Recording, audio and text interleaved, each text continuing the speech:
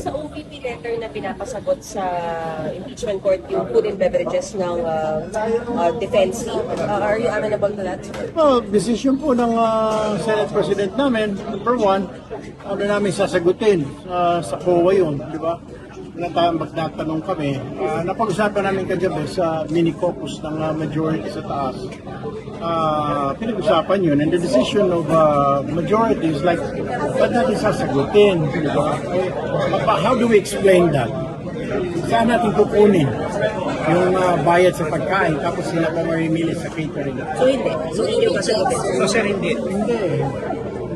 Sir, official ano na yun, sir? Nani-reject na yun? I guess the Senate President will be the right person to ask. Pero upon the decision of the majority of those who attended the mini caucus last night, parang sabi na hindi because saan natin kukunin? Wala naman sa budget natin, baka masita tayo. Paano natin i-explain na pinakain natin yung defense?